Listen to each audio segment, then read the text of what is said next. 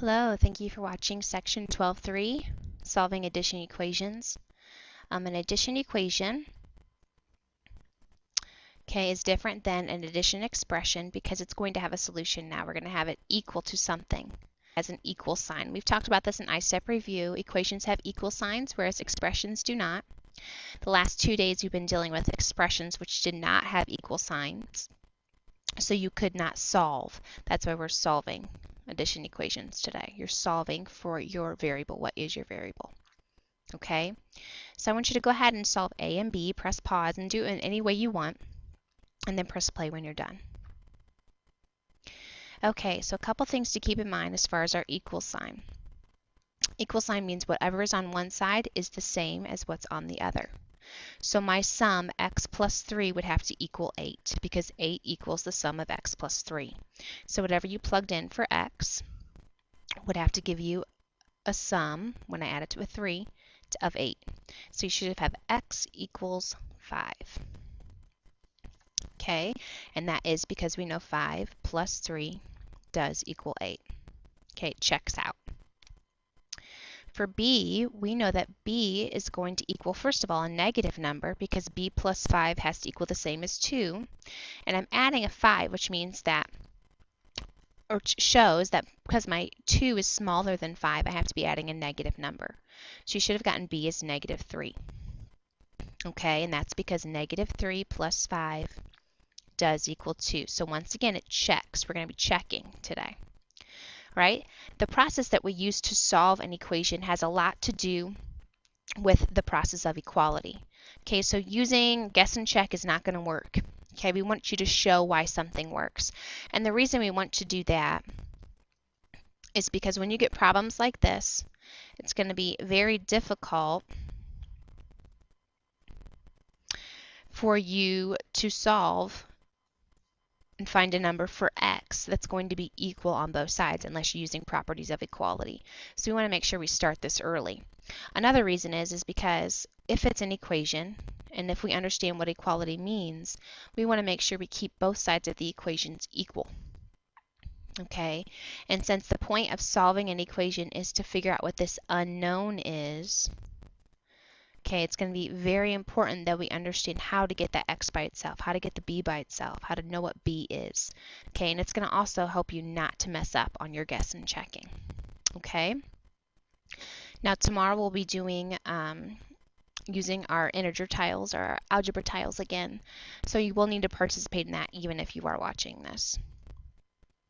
So throughout solving equations, we talk about something called an inverse operation. And these are operations that undo one another. Okay, so they have the opposite effect. All right. So the inverse of addition would be subtraction. The opposite of addition is subtraction. The opposite of subtraction then would be addition. The opposite of multiplication is division. And the opposite of division is multiplication. Okay, you want it to be the opposite. All right.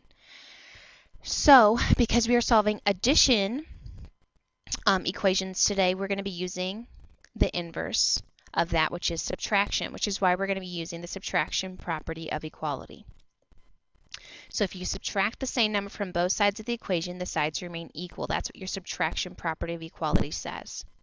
So what that means, just using normal numbers, is that if 5 equals 5, if I subtract 2 from one side, I have to do it to the other to keep it equal, which would make sense. If I just subtract it from one, I would have 3 equals 5, which is not true. Okay, so whatever you do to one side, you must do to the other. Because that is the case, when I have an equation, the reason I'm subtracting 7 is because I want to undo the addition. This is a positive 7. 7 minus 7 we know is 0. Okay, they are opposites, it's 0. So this would cancel out, leaving me with just x. And I want x by itself because that's what I'm trying to solve for. So then I'm going to take 2 minus 7, and 2 minus 7 we know is using our integer rules again. 2 minus 7 means the same thing as 2 plus negative 7. And 2 plus negative 7 is negative 5. So x equals negative 5. All right, something nice about these problems. When you're solving an equation, you can check your solution. So really, you should never get any of these problems wrong, because when you get x, I'm going to plug x back into my equation and see if I'm doing it correctly. Okay, so I have 2 equals x plus 6. So to get rid of the plus 6, so I have x on its own, I'm going to do the opposite of plus 6. Now, some people find it helpful to draw a line down the middle. So you know whatever you do to one side of the line, you do to the other. Okay, so plus 6, the opposite, or to get rid of a positive 6, would be to subtract a 6, because you know 6 minus 6 is 0. And since I do it to one side, I must do it to the other. Okay, 6 minus 6 is 0, so those cancel, and I'm left with x. 2 minus 6, once again, brings us to a subtraction problem. 2 minus 6 means the same as 2 plus negative 6. It is an integer rule. 2 plus negative 6 is negative 4. That is my solution. Okay, and now I want you to check it. So I want to know if 2 equals negative 4 plus 6. Well, by our integer rules, if I have opposite signs, it's like subtraction. 6 minus 4 is 2, and it would be a positive 2 because this number is furthest from 0. So this checks out. We know 2 is equal to 2, so that means our solution for x must be correct. Okay, 6 equals x plus 5. So once again, I want x by itself.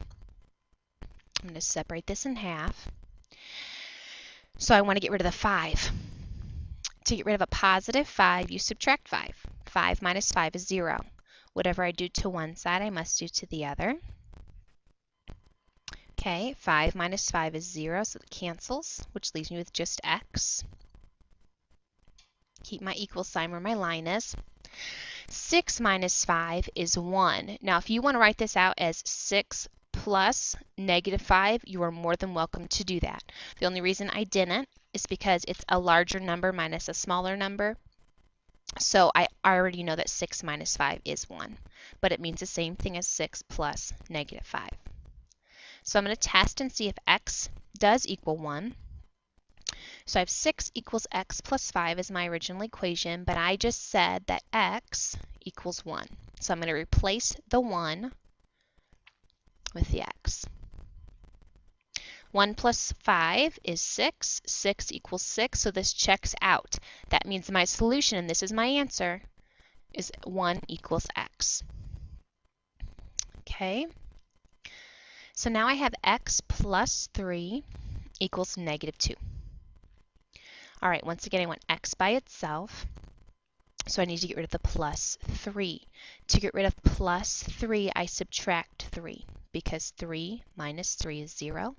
I'm also going to subtract 3 from the negative 2. Okay, so 3 minus 3 is 0, so I'm left with x. Once again, you can also think of that as 3 plus negative 3. And I know when I add opposites, it ends up with 0. And then I have negative 2 minus 3. Negative 2 minus 3 is the same thing as negative 2 plus negative 3. Negative 2 plus negative 3 is negative 5. So you're seeing how integer rules are very important within this chapter. So I'm going to check my solution. If x plus 3 equals negative 2, that means when I plug in my x as negative 5 plus 3, that should equal negative 2 as well. So I'm going to add my numbers together. I have opposite signs here, so it's like subtraction. 5 minus 3 is 2, and it's going to be a negative 2 once again, because a negative 5 is furthest from 0. Negative 2 equals negative 2, which means my solution of x equals negative 5 is correct. So that is my answer. Okay, 3 plus y equals 12. Okay, I'm going to draw my line down the middle again. Okay, I'm solving for y. Now I'm doing 3 plus y, but something to keep in mind is that the 3 is positive. So I can still subtract 3 minus 3 to get a positive y by itself.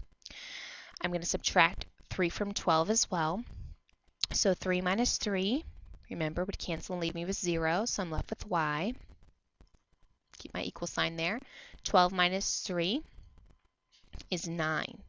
Okay, once again, 12 minus 3 is the same thing as 12 plus negative 3, which is how I also get 9. Y equals 9. So I'm going to check my solution, and to do that, I'm just going to simply place 9 in for y.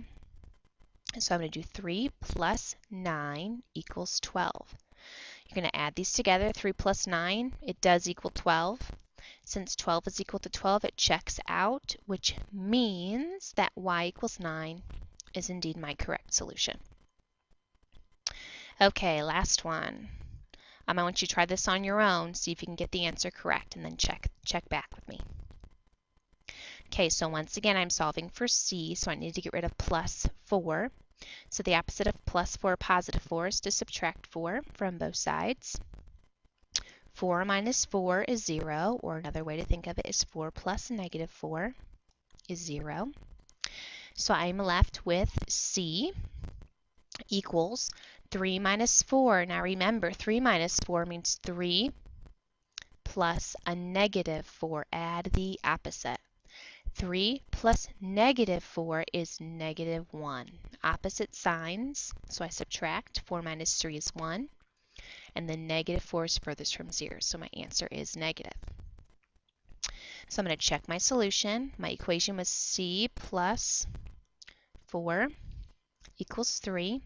I'm going to replace c with negative 1. Negative 1 plus 4, does it equal 3? Negative 1 plus 4 is positive 3. Positive 3 equals positive 3, so you know you're correct. Okay? Tomorrow, like I said, we'll be doing some work with algebra tiles, so I do want you to make sure you're participating in that. But hopefully this gives you a very good summary of what we'll be doing tomorrow. If you have any questions, watch it again. Ask Mr. Kohling or I tomorrow as well. As always, thank you for watching.